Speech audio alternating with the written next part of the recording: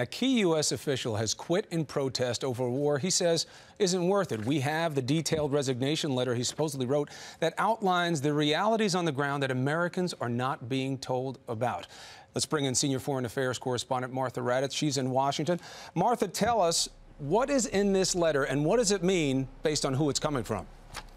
Chris, it is written by Matthew Ho. He is a Foreign Service officer in Afghanistan, a senior Foreign Service officer there, and a former Marine, a decorated Marine who served in Iraq. And he has written a 4-page letter of resignation, the first U.S. official who we know of to resign in protest over the war in Afghanistan. This is what he says specifically. I fail to see the value or the worth in continued U.S. casualties or expenditures of resources in support of the Afghan government in what is truly a 35-year-old civil war. He went on to tell the Washington Post, I want people in Iowa, people in Arkansas, people in Arizona to call their congressman and say, listen, I don't think this is right. And Chris, the U.S. ambassador in Afghanistan, tried to talk Matthew Ho out of resigning. The special representative, Richard Holbrooke, did the same. It didn't work. What about the impact of these issues? Because people can differ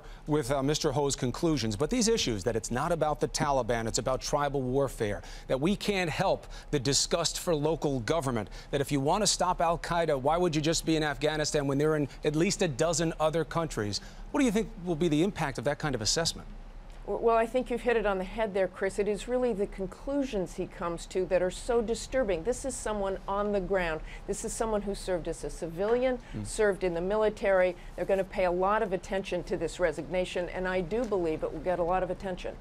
Well, it certainly is, right? I mean, we're talking about it, and often it now pushes the window for this decision. President Obama was at a naval air station. He gave a speech where he said, I will never rush the solemn decision of sending you into harm's way. Let me ask you, this was said on Monday in light of the crashes with the choppers and now this letter.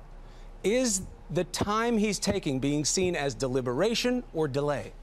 Well, it depends on who you ask, but I'll tell you, I have talked to troops in Afghanistan, and they say they're in no greater danger, but there is a morale issue here. They do want President Obama to make a decision, and I think he will make one within a couple of weeks. Chris?